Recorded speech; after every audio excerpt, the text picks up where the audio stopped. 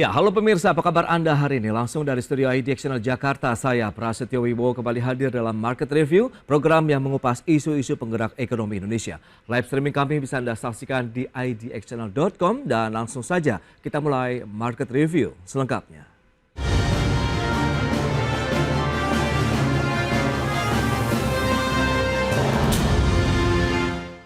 Ya, pemirsa, kewajiban sertifikasi halal sudah resmi berlaku per 18 Oktober 2024 bagi produk yang masuk, beredar, dan diperdagangkan di wilayah Indonesia. Wajib sertifikasi halal guna memberikan kenyamanan, keamanan, keselamatan, dan kepastian ketersediaan produk halal bagi masyarakat di tanah air. Badan Penyelenggara Jaminan Produk Halal atau BPJPH memastikan bahwa penerapan kewajiban produk bersertifikasi halal mulai berlaku pada 18 Oktober 2024 setelah masa tahap pertama kewajiban sertifikasi halal berakhir pada 17 Oktober 2024. Berdasarkan Undang-Undang Nomor 33 Tahun 2014 tentang Jaminan Produk Halal, kewajiban sertifikasi halal berlaku bagi seluruh produk yang masuk, beredar, dan diperdagangkan di wilayah Indonesia dengan batasan dan ketentuan yang jelas.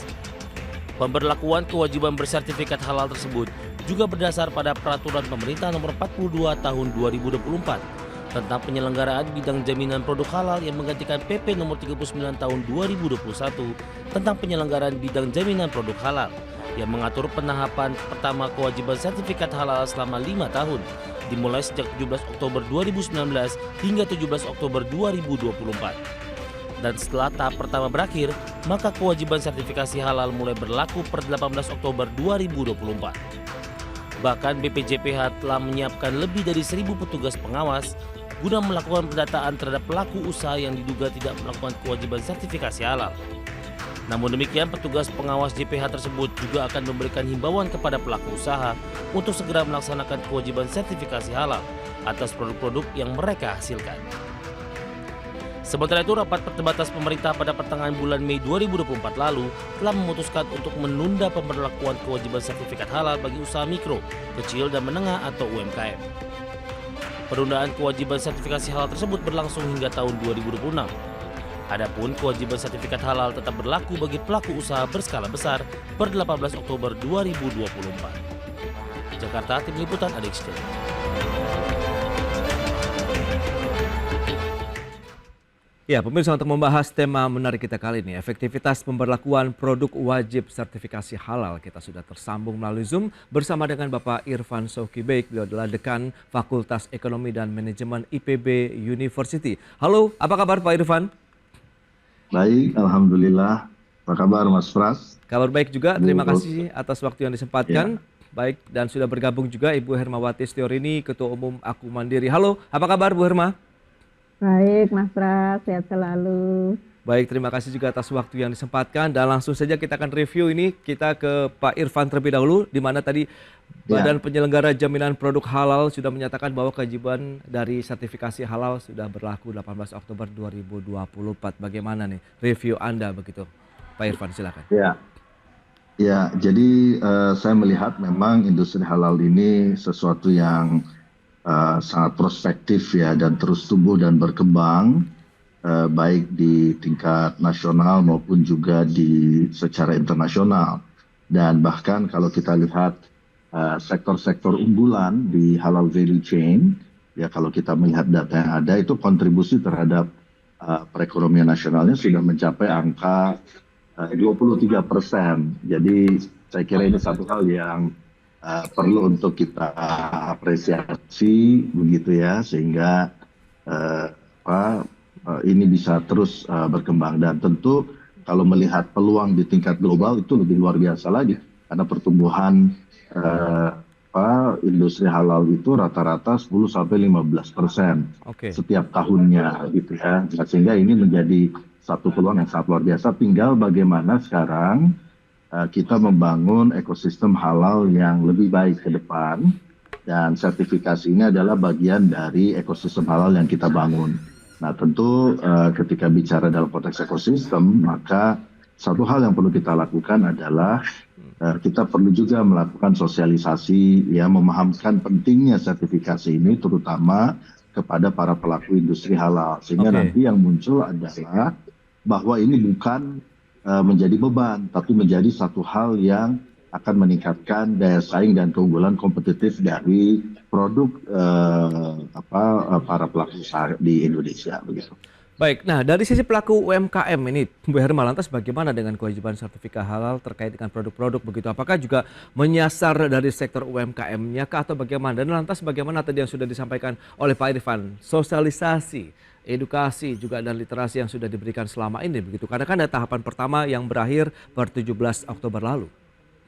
Ya, saya setuju sih dengan apa yang disampaikan Pak Irfan karena nawaitunya sertifikasi halal itu kan sebagai jaminan ya, jaminan bahwa produk atau layanan itu sudah memenuhi kaidah halal sesuai dengan standar yang ditentukan, tentunya dengan tujuan keamanan bagi konsumen juga gitu ya.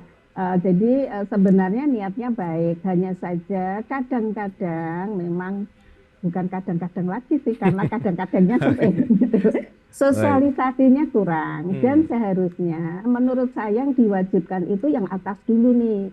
Jadi dimulai paling tidak kalau menengah pasti haruslah. Industri itu banyak banget kalau yang menengah ya yang masuk di mal-mal itu pasti mereka harus tersertifikasi halal terus kecil.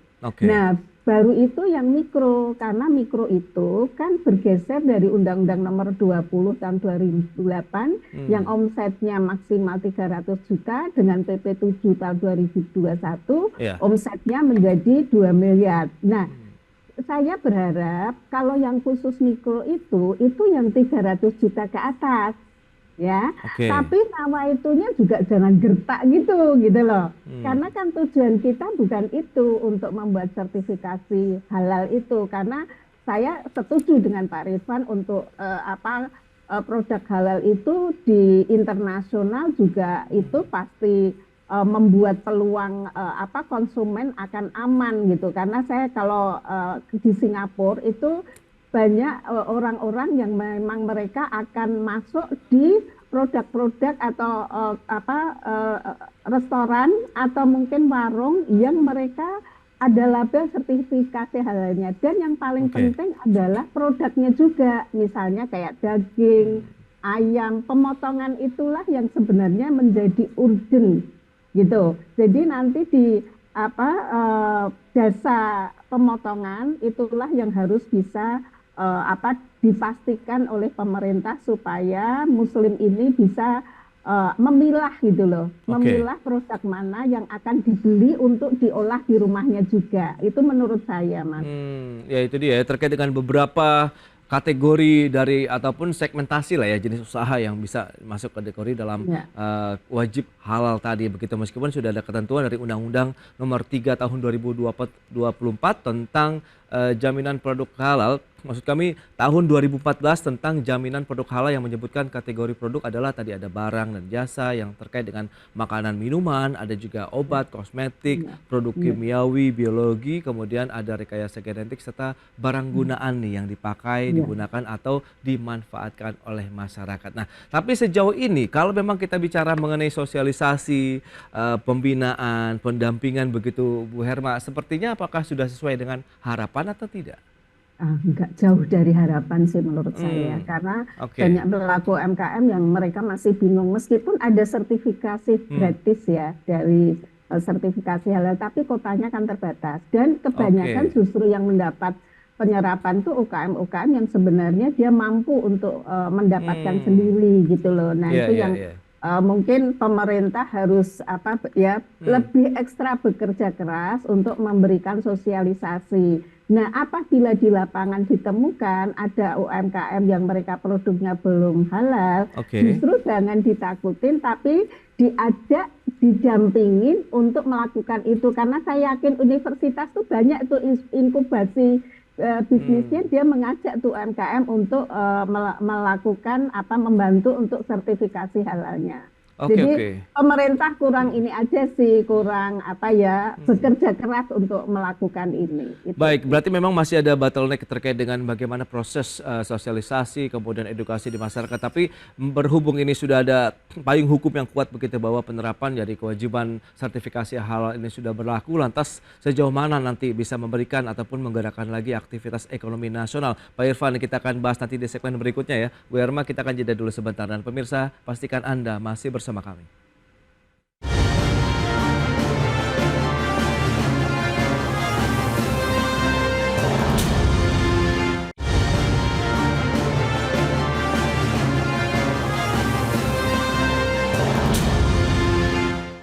Ya, terima kasih Anda masih bergabung bersama kami dan pemirsa berikut ini kami sampaikan sejumlah data untuk Anda terkait dengan pasal 2 dari Peraturan Pemerintah Nomor 42 Tahun 2024 tentang penyelenggaraan bidang jaminan produk halal.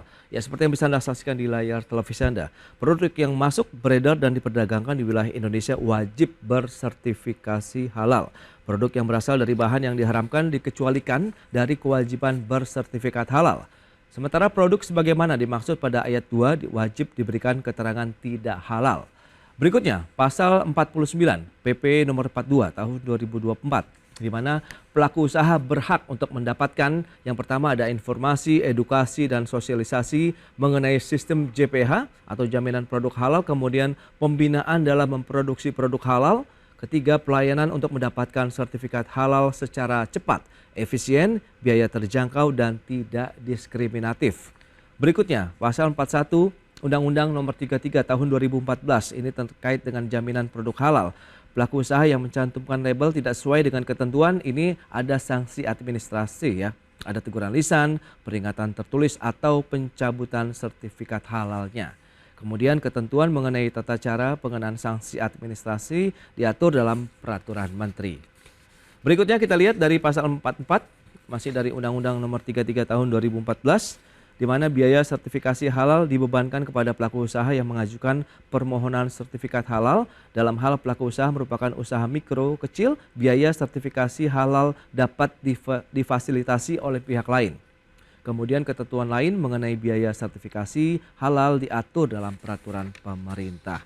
Baik, kita akan lanjutkan kembali perbincangan bersama dengan Bapak Irfan Syauqi Baik. Beliau adalah Dekan Fakultas Ekonomi dan Manajemen dari PB University dan juga Ibu Hermawati Stiorini, Ketua Umum Aku Mandiri.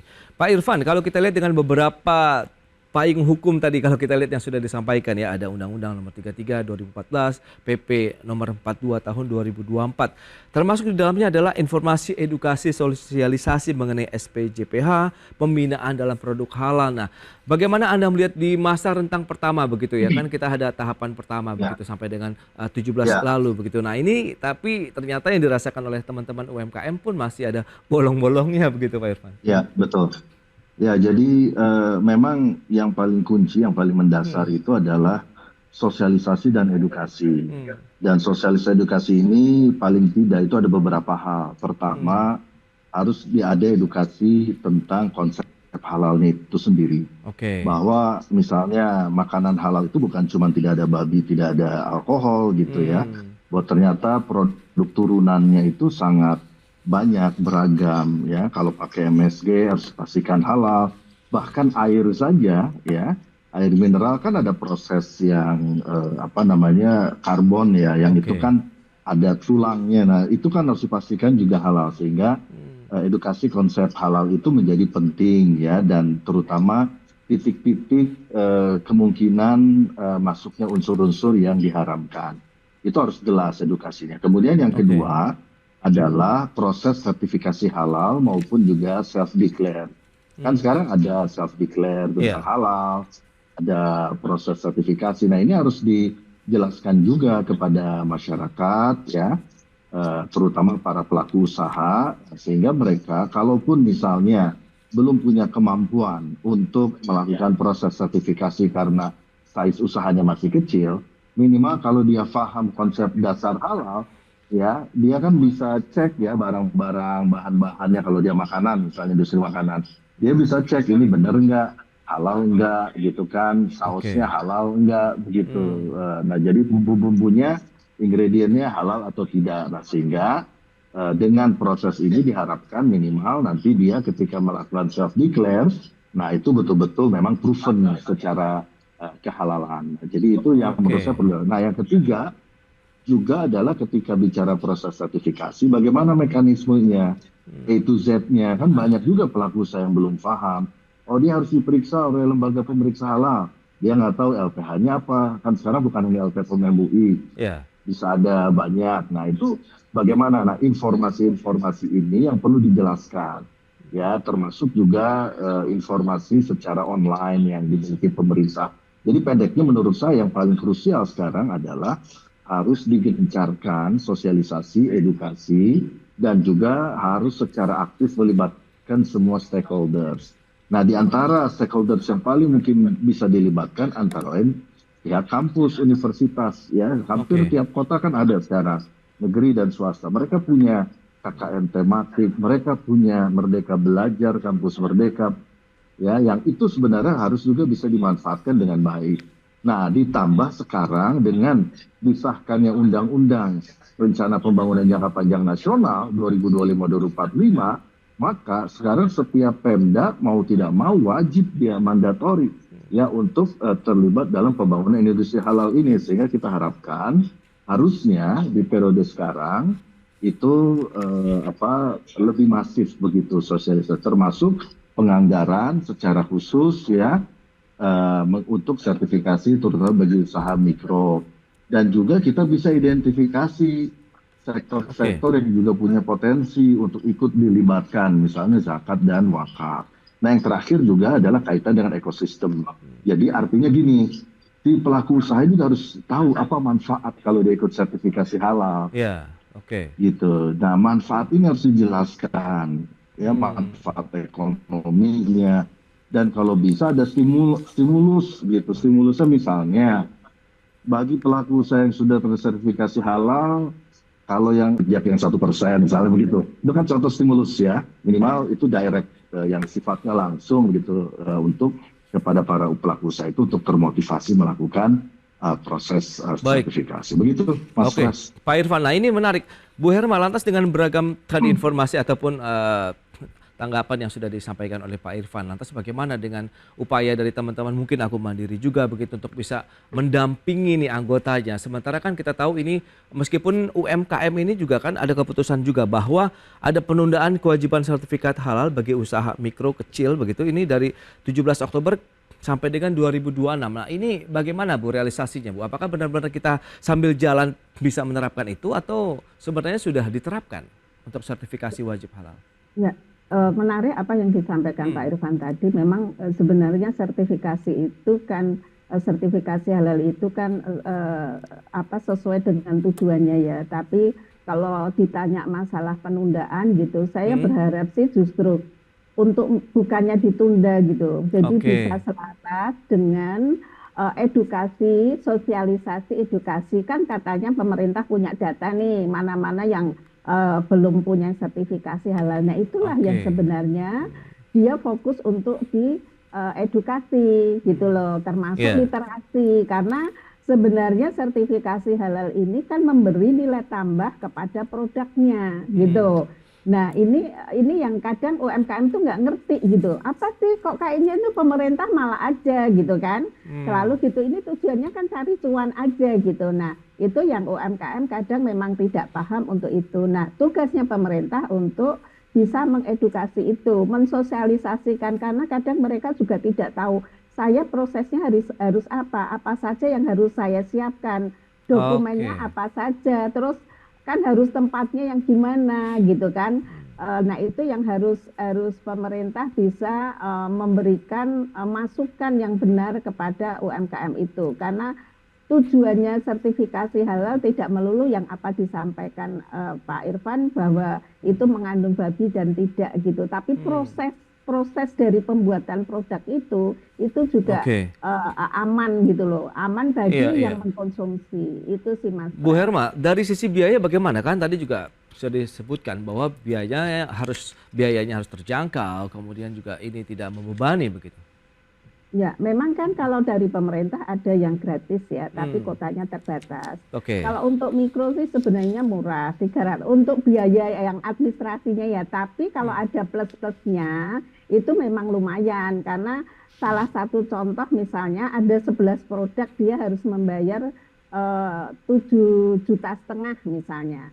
Karena kan per item ya, misalnya dia bikin makanan apa ikan dengan rasa apa gitu. Mereka kan mengajukannya satu-satu. Nah, itu buat UMKM itu sangat berat gitu. Nah, harusnya dari pihak sertifikasi halal bisa apa misalnya Mas kalau ini bisa larinya ke sini nih gitu. Jadi bisa ada diskon misalnya apa. Nah, itu yang mungkin itu kurang sih untuk disampaikan kepada UMKM. Jadi bukan apa ya malah semakin mereka takut yang lain yang belum aduh aku harus sisihkan uang ini gitu. Iya, berarti masih hal yang sangat fundamental ya Pak Irfan kalau kita lihat dari sisi literasi begitu dari teman-teman UMKM kita, meskipun kita tahu dari kewajiban yang Undang-Undang nomor 33 kemudian PP nomor 42 ini adalah pemberlakuan bagi memang yang kelasnya menengah dan besar begitu. Tapi kan ternyata justru kelompok UMKM inilah yang kecil mikro inilah yang justru jumlahnya lebih besar. Kita akan bahas lagi nanti di segmen berikutnya seperti apa solusi yang harus dilakukan, dan pemirsa kami akan segera kembali usai pariwara berikut ini.